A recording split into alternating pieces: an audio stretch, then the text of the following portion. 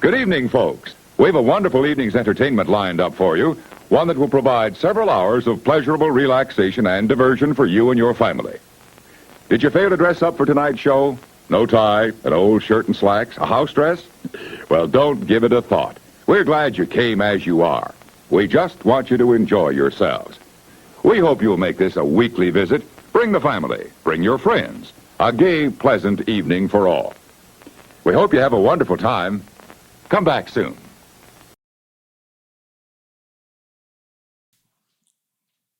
We have a melodrama on our hands this week, and it's a bit of a downer, to be honest. Our featured film, Dark Victory, is about a young woman in the prime of life who's dying. Not a lot of laughs, this one. But more than that, this is a profile in fear, and that's why I find this film so interesting. Our main character is, understandably, afraid. She's on a personal journey to find her courage, and she doesn't have long.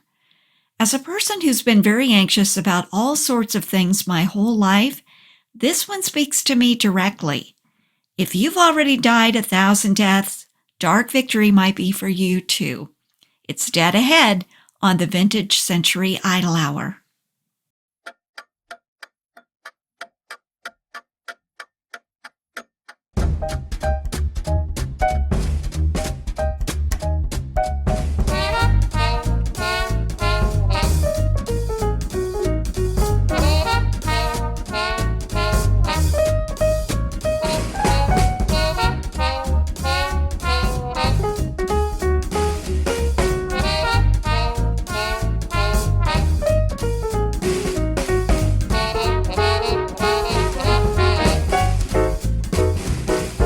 Please allow me to introduce our host, Jennifer Passariello. Thanks, Lorenzo. How are things? Have you had a good week? Yes, I want to share some exciting news. Oh, exciting news. I like the sound of that. What is it? I found us a new pretend sponsor. You did? Yes, I'm tired of prunes. Well, to be honest, I am too. I've actually been thinking about this a lot lately. I think we need a pretend sponsor that's more aligned with our brand. You know what I mean? My thoughts exactly. Yeah, with a product that conveys refined taste and sophistication. Of course. So I'm dying to know, who's our pretend sponsor? Acme Fly Swatters. Acme Fly Swatters. Yes, I've already drawn up a contract. Fly Swatters. Yes. I don't know, Lorenzo. When I think of refined taste and sophistication, fly swatters don't spring to mind. What do you mean? Well, I guess I was dreaming of a big, important product. An elegant product that enhances a person's lifestyle. Something like that. Fly swatters are lifestyle products. Oh, really? Yes. There is no greater menace to a person's health than the common fly. Really? Yes. Acme sent over a very informative video. Oh, they did? Yes. Would you like me to play it? Okay, but I don't think... Oh, go ahead. Okay. For one of the most dangerous insect pests known to man. The common housefly, as its name implies, plagues the households of mankind around the world. It cannot bite or sting, but its physical structure and feeding habits make it a carrier of disease and death. It spreads the organisms that cause typhoid fever, dysentery, tuberculosis, leprosy, hookworm, cholera, diarrhea, anthrax, gangrene, and numerous other painful diseases and parasites that inflict suffering and death upon mankind. If the housefly were not such a restless explorer of everything in sight, it would not be such a dangerous pest. But it is equally at home as it visits back and forth between surroundings of finery and places of filth. Before arriving in this spotlessly clean kitchen, flies may visit along the way such places as an unsanitary privy, a decaying animal carcass, or an open dump, where disease germs thrive in trash and garbage. Tests have proven that flies from a dump such as this are capable of flying as far as 20 miles away to alight perhaps on baby's birthday cake. And while baby may find swatting at flies an amusing part of the celebration, these germ-laden flies may bring her the unwanted gift of a bad tummy ache. Ugh. Fly swatters save lives. Well, I never want to be known as someone in favor of flies landing on babies' birthday cakes. All right then. So did Acme send over a commercial? No, you must do a live ad read. A live ad read? Oh, really, Lorenzo? I think that's a bridge too far. I go to all this trouble to find a new pretend sponsor, and this is the thanks I get. Oh, all right. I'll do an ad read for Acme Fly Swatters. This has got to be an all-time low. Let me have the copy. I don't have it yet. You don't? No, I have to write it. You have to write it? Yes. Okay, well, why don't you go off and write the ad copy for Acme Fly Swatters and I'll go rethink my life choices. Good plan.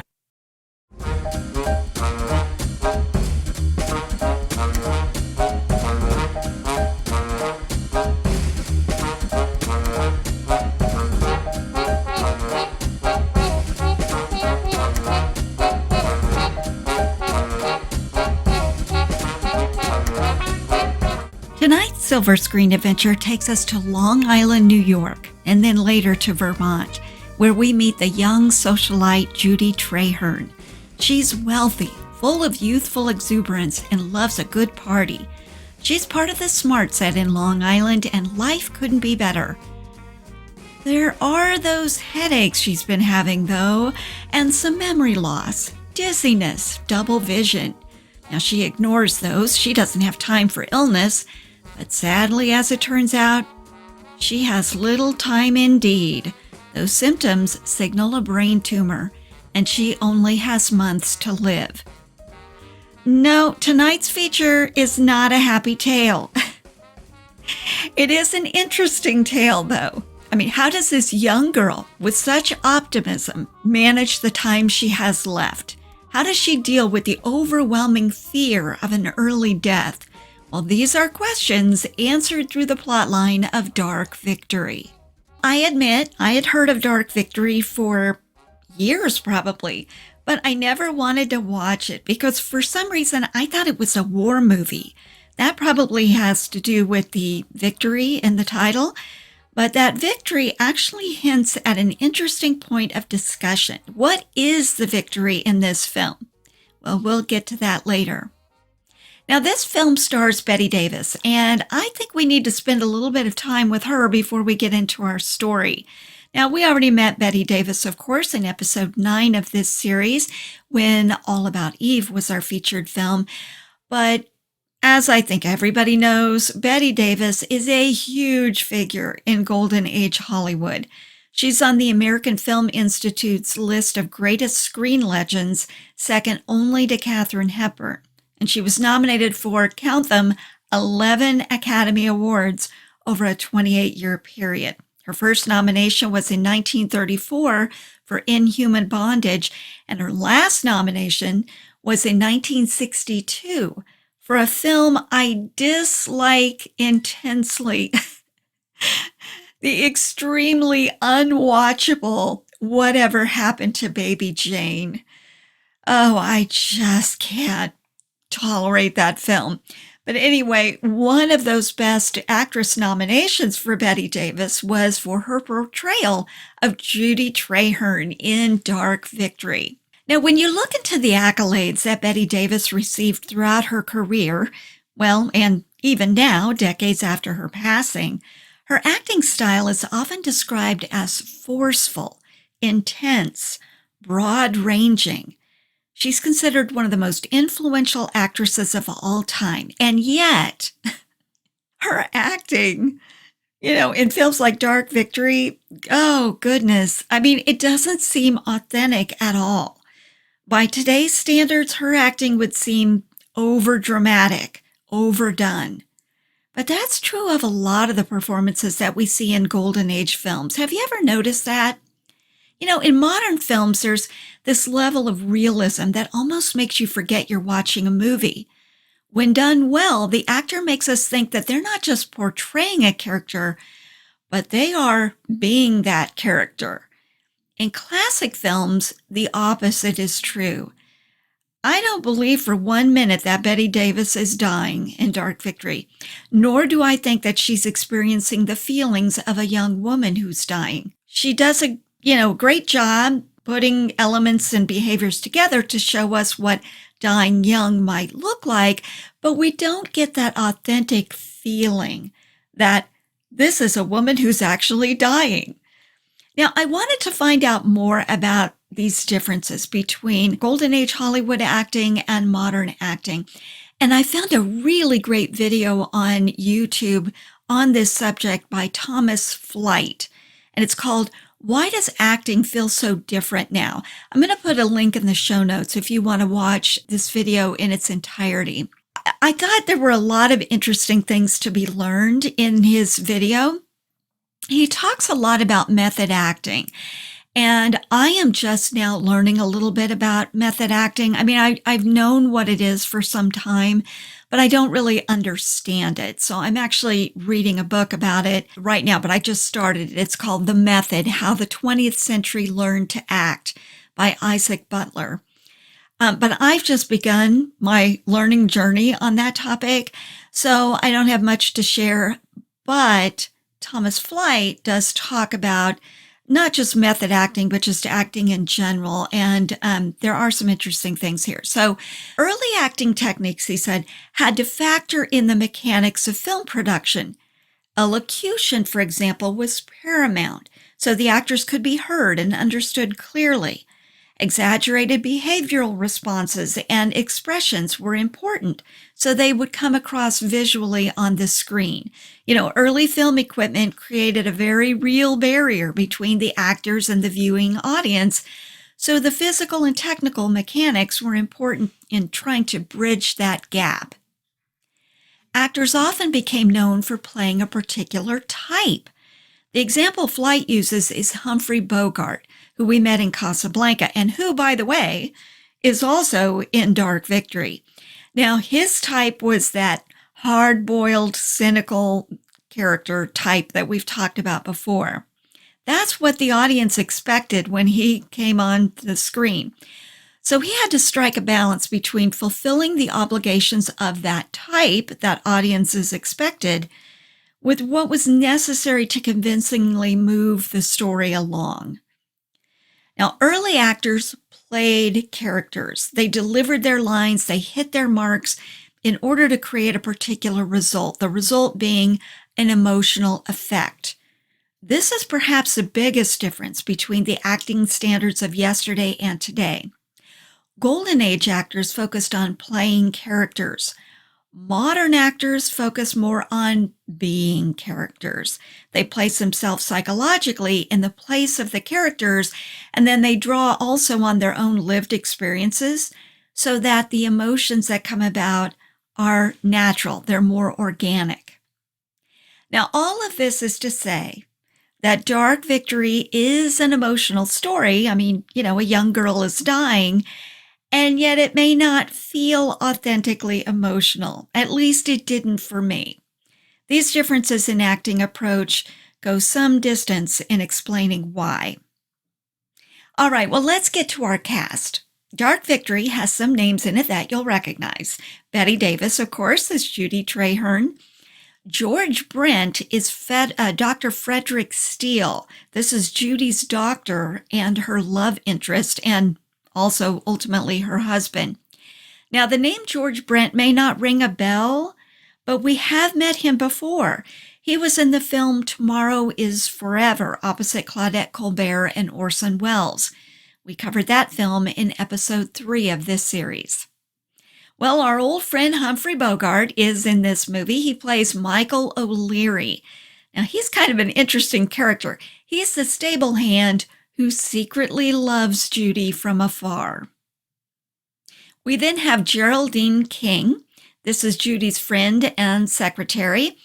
And then we have a very young Ronald Reagan, who is Judy's friend Alec Hamm. And now for our Academy Award stats. We have some nominations, but no wins. Now, let's remember, this is 1939. Well, I mean, the Academy Awards was held in 1940, but for the 1939 films. Here's what Dark Victory was up against. Goodbye, Mr. Chips, Love Affair, Mr. Smith Goes to Washington, Ninotchka, Of Mice and Men, Stagecoach, Wuthering Heights, The Wizard of Oz, and Gone with the Wind. I mean, talk about competition. Well, Dark Victory was nominated for Best Picture, losing to Gone with the Wind. Bette Davis was up for Best Actress, losing to Vivien Leigh in Gone with the Wind. Max Steiner was nominated for Best Score for both Dark Victory and Gone with the Wind, but he actually lost both of those to Herbert Stothart. Stothart? Not sure how to pronounce his name.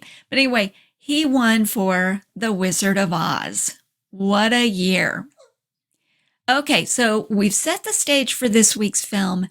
Now let's hear a word from our sponsor. That's me. I'm my own sponsor, followed by a short musical break. Then it's on to this week's story, 1939's Dark Victory. Back in a moment. Hey, listeners. Most of you are tuning in from the major podcast platforms like Apple Podcasts and Spotify. Thank you so much for doing that. You know, this show is a creative outlet for me, and to think that there are people actually listening, well, all I can say is, wow. Few people will ever find this little show, and you did it. So again, thank you. Well, Vintage Century Idol Hour is also the name of my YouTube channel. If I could get more listeners out there, that would signal to me that I need to broaden my content on that platform. I already have some soothing animations to serve as a background for our show. They're dark and soothing and perfect for bedtime viewing. So if you'd like a little visual with your audio, check out our show on YouTube.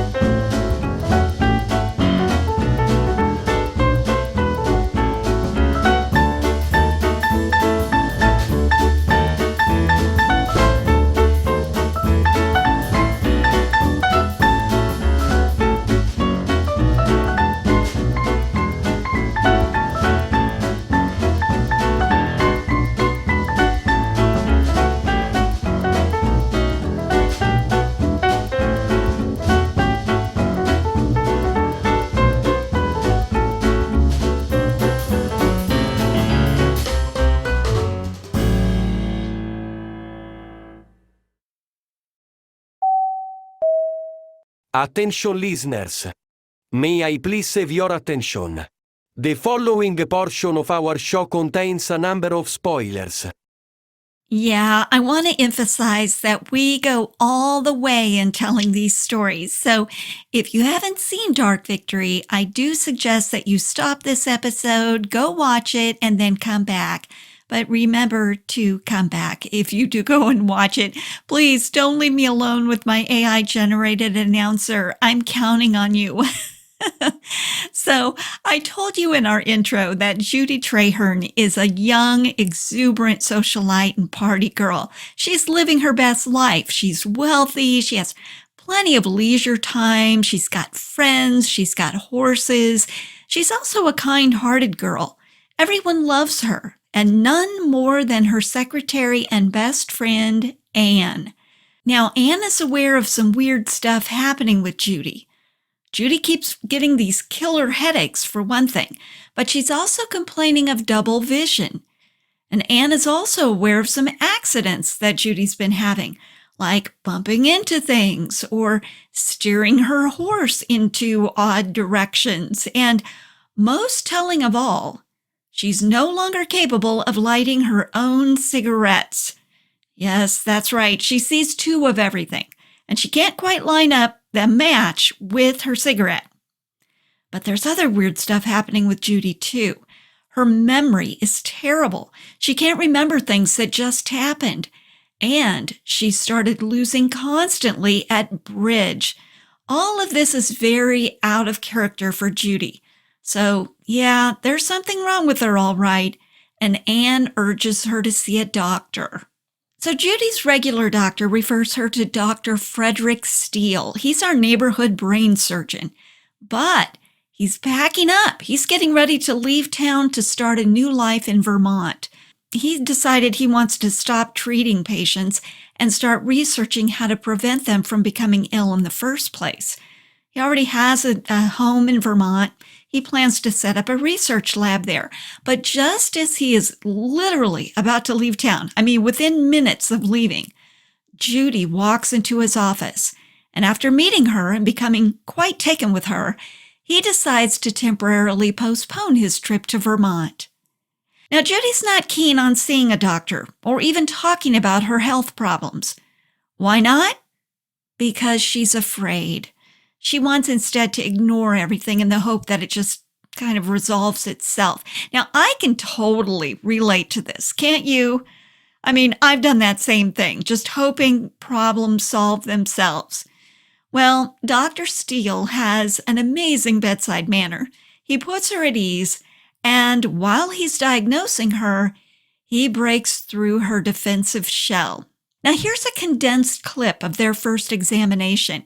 Now, as you listen, think about what I said earlier about acting techniques from this era. Consider how this scene might have been played by today's actors. I kind of feel like by today's standards, Bette Davis in particular overplays it. Do you agree? That light was bothering you. Why do you keep harping on that? There's nothing wrong with my eyes. You were squinting. I was not squinting. Sorry, but you were. Well, suit yourself at your office. I'm well, absolutely well. I'm young and strong and nothing can touch me. And neither you nor Dr. Parsons can make an invalid out of me. And now I'm going. Wait. I'm sorry to have wasted so much of your time. That's right. Run away because you're frightened. That's not true. Yes, it is true.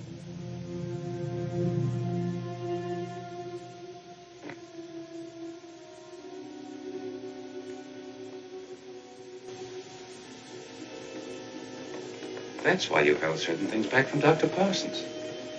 You were afraid to admit them. And that's why you didn't tell him you've been having these headaches for months. But you have. And lately they've been getting worse until now you're never free of them. And your eyes, they've been cutting up too. Just like somebody shutting a pair of folding doors. Till your vision is almost cut in half. You pretended it was your imagination. But it isn't. And then that queer dull feeling in your right arm. You can't laugh that off. And I'll tell you how you got those burns on your fingers. A cigarette. You didn't feel the burns because your sensory nerves are paralyzed. Your memory is all shot to pieces. You can't concentrate. Look at your bridge scores. And you're irritable because your nerves are all on edge. You won't admit it, but you can't deny it. Can you?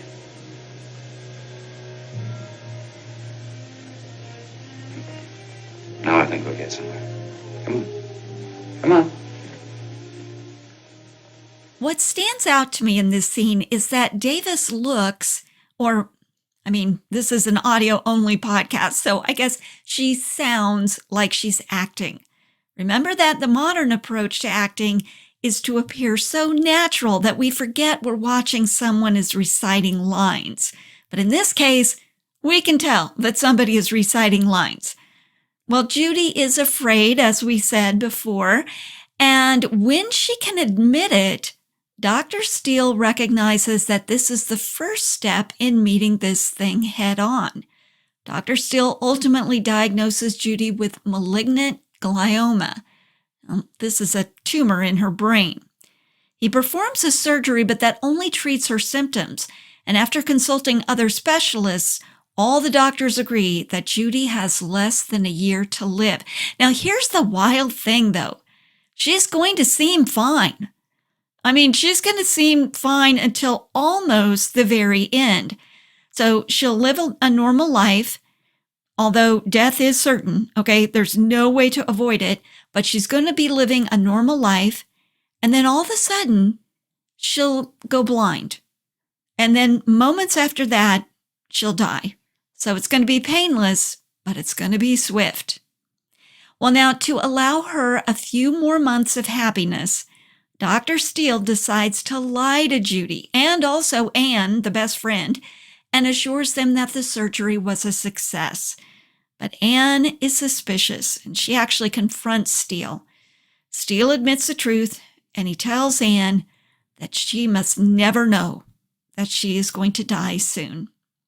Now, this all seems kind of out of sorts, doesn't it? I mean, Anne knows, Dr. Steele knows, the nurse knows, there's other people who know that Judy is dying, except Judy doesn't know that she's dying. You know, I would want to know. Wouldn't you want to know? Well, anyway, Dr. Steele has a very nice way about him. So we end up with a very classic case of the patient falling for her doctor. Well, and the doctor in this case falls for the patient too. They're to be married until Judy discovers her file on Dr. Steele's desk. She looks inside and she sees her prognosis. And of course, her prognosis isn't very good. Well, she calls off the wedding and she doubles down now on her reckless party lifestyle. It's at a party that Steele ultimately confronts her. Well, this is an extraordinary research. I've been trying to see you. How's the mortality rate these days, Doctor? You're having fun with the knives? Drop it. Why aren't you in Vermont with the bugs? You know why I'm not. I want to talk to you. When I need a doctor, I'll send for one. I'm not in your care any longer. You'll always be in my care. Will I? Is that part of your duty? To hang on to the very end? To watch with those scientific eyes? Drop it. I know how you feel. Anything to strike back at me, but don't do it this way. What do you mean, sir? This. There's nothing in it. What do you want me to do? Stay alone in my room and think how in a few months? Judith, I want you to find peace. We all have to die. The tragic difference is that you know when and we don't. But the important thing is the same for all of us. To live our lives so that we can meet death whenever it comes. Beautifully and finely. Beautifully and finally. I'll die as I please. Now leave me alone. You hate me, don't you? Oh, yes, I hate you so much and for so many reasons. I hate you for not telling me the truth. I hate you for letting me hurl myself at your head. I'm so ashamed. She's so ashamed. Well, after this exchange with Steele, she wanders out to the horse stables, and this is where she meets up with Michael O'Leary, her stableman. Michael has loved Judy from afar, but because she's a beautiful socialite and he just works in the stable, she just seems out of reach to him. Well, when she comes to the stables, he becomes bold. And he even cautions her about the reckless way in which she's been living and the way she's been racing and jumping her horse. It's too dangerous, he says. And at that point, he makes a pass at her. And, of course, she kind of rebuffs him and then ultimately confesses to him that she's dying. You're afraid. Is it because I'm a stable hand, is it? No, Michael, it isn't that. I just can't go on this way. First it's this. There's something else. Michael, I just can't die like this. Die. Yes. I'm going to die in a few months, Michael. Oh, heaven forgive you for saying a thing like that. Heaven forgive me. When it comes, it must be met beautifully and finely. That's what he says. Well, this exchange with Michael brings Judy to her senses. Steele is who she belongs to, and she goes to him, apologizes, and then they resume their original plan. They get married, they move to Vermont, they're very happy. Anne actually comes to visit them, and Steele tells her that Judy's been perfectly fine, that they don't talk about her illness, they don't even think about it really. They've fallen into this dream in which death is not around the corner. But alas, it is around the corner, and now we get to my favorite part of the film. This is toward the end, and this is when Judy dies. So on the one hand, it's very sudden, and therefore it seems very implausible. But on the other hand, she has the kind of death that everyone would want to have. Okay, so remember, Anne is in Vermont for a visit. It's springtime, and she and Judy are in the garden planting flowers. Where is Steele? Well, he's in the house. He's packing because he's about to leave for a professional conference. Judy's going to go with him. All is well until Judy comments on how odd it is that the skies are darkening for a storm, and yet she can still feel the warmth of the sun. Well, both she and Anne immediately realize she's losing her vision. This is the first sign that the end is here. Now, this is where an interesting twist occurs because Anne realizes, okay, this is the end. These are the signs that we're seeing that she's dying, like dying right now. And she just falls apart. She starts crying. She's inconsolable. And Judy, having found her courage somehow, now is in the position of comforting Anne. It's always been Anne comforting Judy. Now, there's another reversal. So Judy tells Anne not to let Steele know that she's dying. And it's in this scene that Betty Davis delivers a beautiful line. It's my favorite line in the whole film. Why are you trembling? Am I? Oh, can't a girl be a little sentimental? This is the first time we've been separated. Judy, I'm not going. I don't know what I could have been thinking about. Are you worried about me? Yes. Every second you're out of my sight. Oh, well, that's ridiculous. You needn't be. Anne's here. Oh, darling, come on. You know, I used to be afraid. I've died 1,000 times. When death really comes, will come as an old friend, gently and quietly. Oh, Judy. Oh, we've had so much. If we lived to be 100, we could have no more. Oh, I love that. I used to be afraid, she says. I've died 1,000 times. When death really comes, it will come as an old friend, gently and quietly. Isn't that beautiful? Well, Steele does end up leaving her, which feels strange, doesn't it? You know, given the circumstances, he goes ahead and leaves. Clearly she's not acting right. He knows death could come at any time, and yet he goes anyway.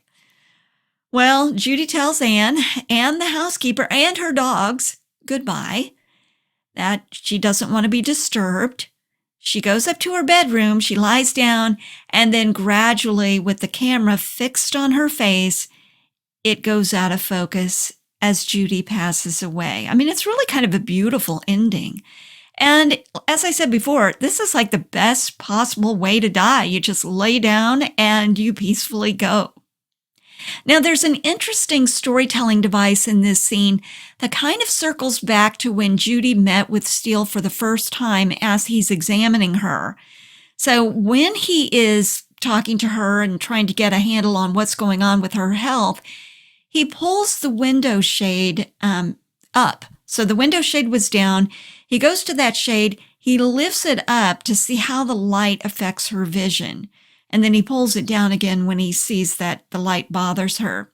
Well, now in her death scene, Martha, the housekeeper, comes in and she draws the shade down as Judy lies on the bed. This time, the shade is coming down for the last time, shutting out the world once and for all. So, what is the victory here? Well, Judy actually tells Steele when she says goodbye to him. She says, what we have now can't be destroyed. That's our victory over the dark. It's a victory because we're not afraid. They have conquered fear. Okay, well, I have more to say about this story when we come back, but first, a word from our pretend... Jennifer. Oh, hey, Lorenzo. I have the script for you to read for our pretend sponsor.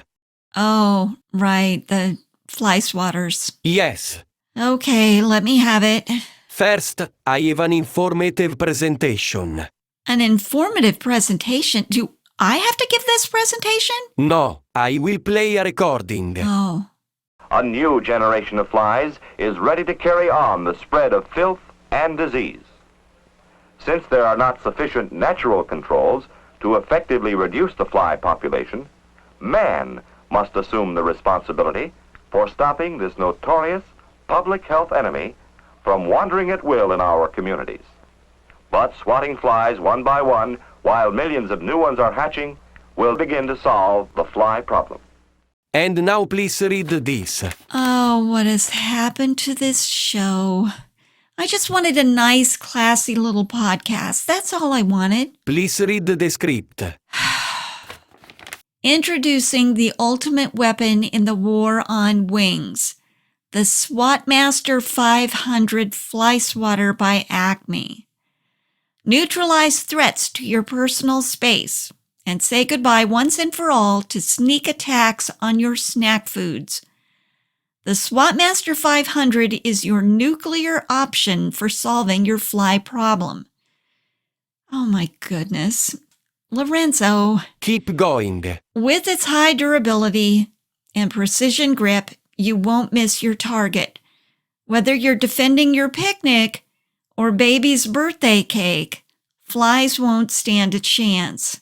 Flies, be warned, because we're armed with the SWAT Master 500 by Acme. We mean war. What was that? I added a sound effect. It was the SWAT Master 500 swatting a fly. What did you think it sounded like? The death of my dream.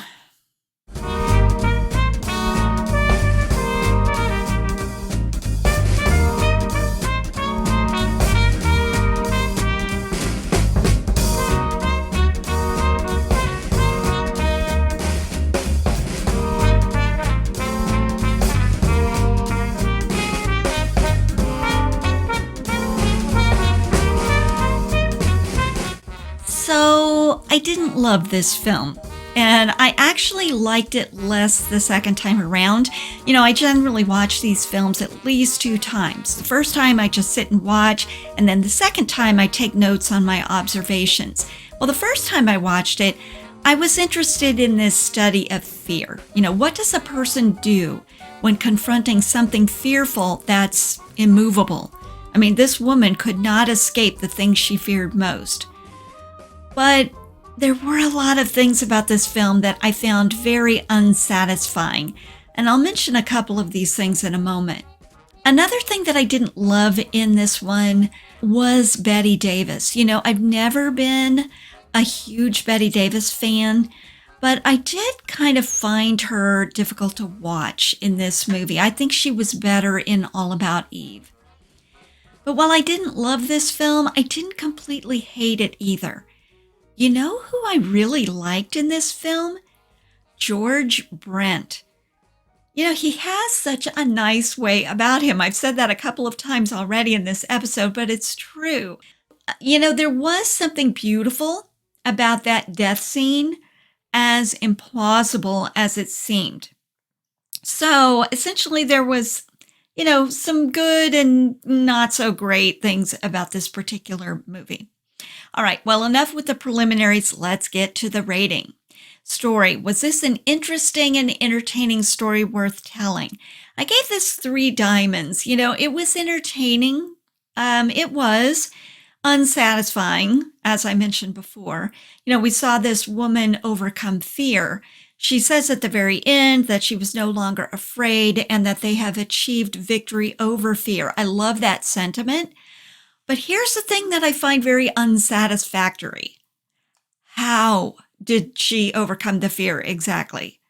I'm not really clear on what it was specifically that changed her, other than time and maturity. She seems like a much more mature person at the end of this film than she was at the beginning. But we have to remember, we're not talking about a lot of years going by here. We're just talking about a few months. So what was it specifically that flipped the switch for her that, made her no longer fearful? I'm not really clear. Was it her love of Dr. Steele? Maybe, and maybe that was enough. But it would have been more satisfying to me if I could really pinpoint that moment when that fear was overcome. All right, character development. Were the characters dimensional? Did their actions ring true? Again, 3 diamonds. I'm not sure how much any of these characters rung completely true. And I'll just point to one example. Dr. Steele at the end, when he goes ahead and leaves his wife with terminal cancer to go to that conference. I mean, clearly she wasn't well. Now, one of the things that I look for in character development is whether the characters change at all. Well, Judy did change. And so I'm giving her some diamonds for that. But, she became more reckless at one point. Then when she realized she had more to lose than she thought because she's in love with Steele, she becomes less reckless. That made sense to me. But, a character like Anne, even the character of Michael, the stable hand, and the Ronald Reagan character, what was his name even? I think it was Alec or Alex. I think it was Alec. They seemed kind of like cardboard cutouts, and I think that was particularly true of Anne. Oh, and there is this really weird scene where George punches someone out for insulting Judy. This seems completely out of character, really awkward. So I'm just giving a generous 3 diamonds. I think 3 diamonds for character development is maybe a little bit generous, but seems about right, I guess. Okay, writing. Was the dialogue beautiful, funny, poignant, and or thought-provoking? 3 diamonds again. I do like that line about dying 1,000 times. I like the sentiment about victory over death. I do think this was a little sappy. I do think it was implausible at points. I don't know anything about brain tumors, but it just doesn't seem likely to me that somebody could be right as rain one moment and then the very next moment go blind and then the very next moment after that just die without pain or discomfort. Maybe that can happen. I don't know. It just seemed really super quick, lightning speed. And speaking of speed, pace. At what speed did the story unfold? I thought the pace was pretty decent. 4 diamonds. There was no point at which I thought, oh, this is dragging on and on. So I'm going to go with 4 diamonds on that. Discussability. Does the story have enough depth to explore and analyze through discussion? I'm going to go with 2 diamonds on this. I know that seems low. I mean, this is an Academy Award nominated film. I just don't know that there's a whole lot to talk about here, so I'm going to go with a low score, 2 diamonds. Okay, so that brings us to a total of 3 diamonds. Wow, that might be the lowest rating that we've seen in this series so far. Now, again, I want to emphasize that I didn't hate this movie. This is not an unwatchable movie. But in my opinion, it's not rewatchable either. So I'm placing Dark Victory in the watchable category, maybe low in the watchable range, but still watchable. Now, if you'd like to see Dark Victory for yourself and haven't done so yet, I couldn't find it free anywhere out on the internet. I rented it out on Amazon, but it's also available to stream for a fee on YouTube. Now it's time for Idle Hour Trivia. Hey, Lorenzo, what did you think of the clothes Betty Davis wore in Dark Victory? They were quite becoming. Which dress did you like the best? The pink one. The pink one. Lorenzo, Dark Victory is a black and white film. How could you tell what colors the dresses were? Research. Research.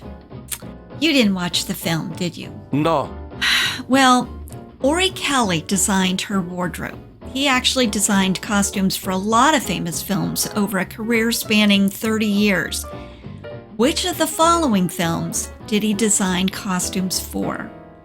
A. The Wizard of Oz, B. The Maltese Falcon, or C. Gone with the Wind? I'm going to need to guess. Well, that's okay.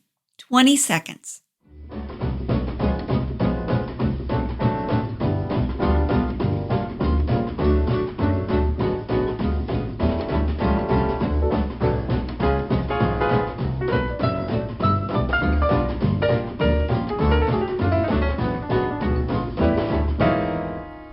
And that's time.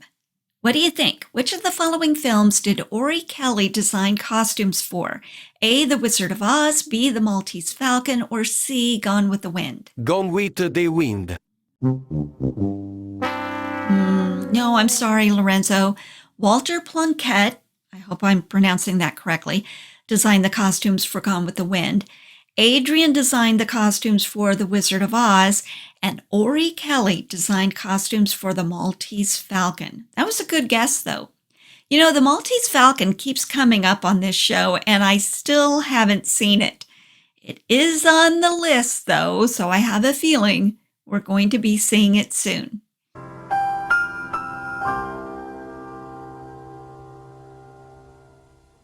In this week's trivia segment, we introduced a name you may or may not have heard before, Ori Kelly.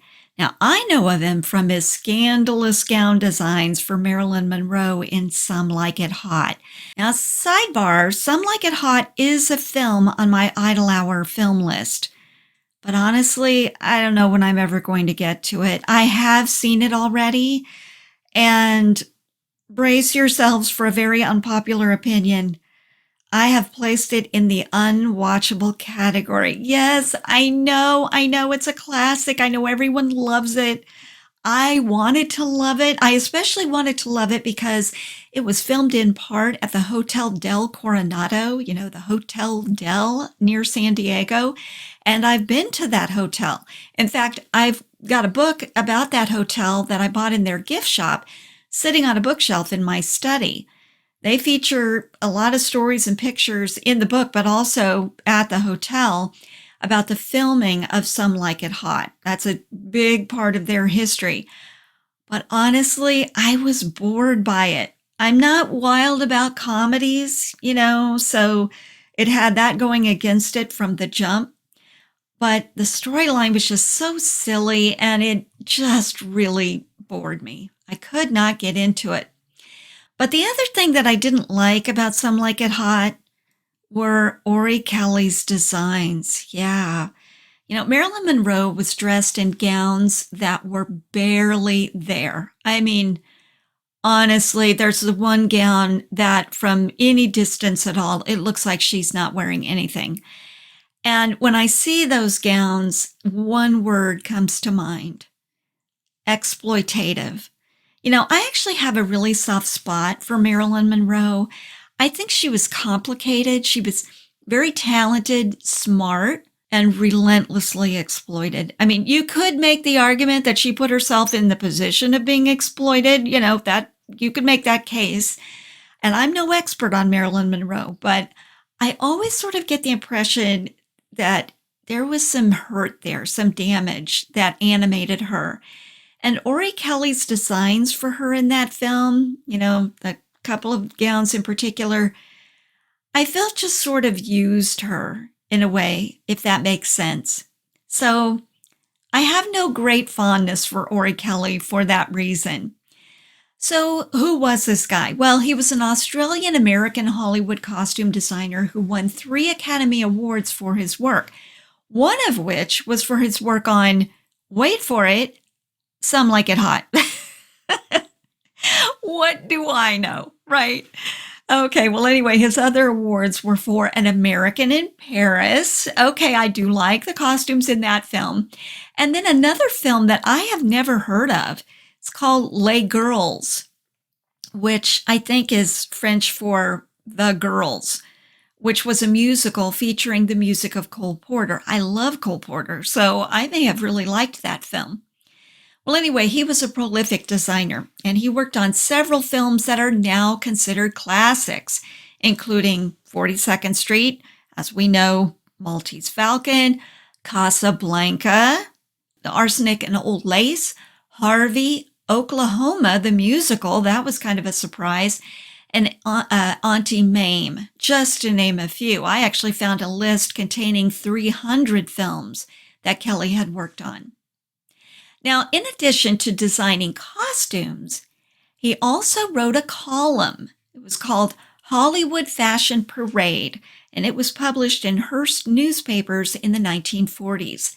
Well, guess what? I happen to have one of those columns right here. This one is dated March 13th, 1942, and it's all about blouses. Are you ready to learn about blouses? Okay, here we go, from 1942. Dateline, Hollywood, California. Probably every woman in the world has some little item in her wardrobe that she can't resist. Hedda Hopper, out our way, is famous, among other reasons, for her insane hats. There's almost a legend now about Hedda's hats.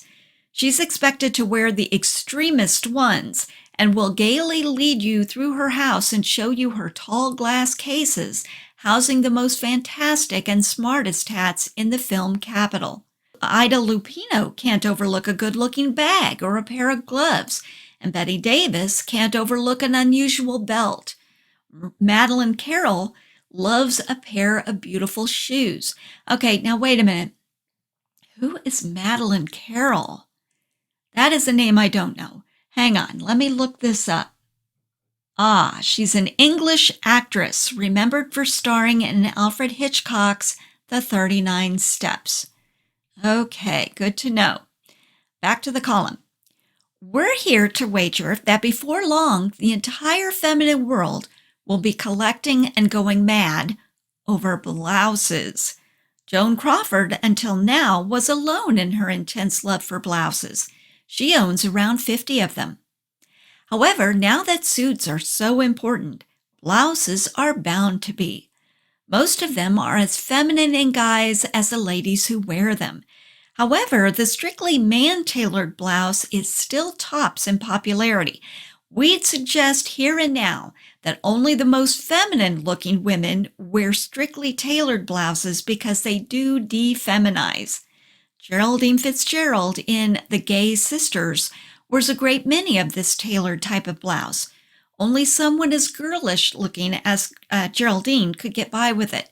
I used a great deal of heavy satin in Geraldine's blouses, and one costume lining the jacket of her suit with some material which was a soft blue. The buttons on the newest blouses are items in themselves. The prettiest ones usually line up on the simplest shirts, as in a short-sleeved white silk shirt that Susan Peters wears with a separate skirt. Buttons are horns of bone suspended from fragile chains. Susan also has a simple white blouse with stunning hand-painted butterfly studs. Don't overlook the growing importance of blouses in the future spring wardrobe. They do round out a wardrobe as nothing else can, and there's an infinite variety this year from which to choose. Okay, well, there's a fine piece of advice. Add blouses to your wardrobe.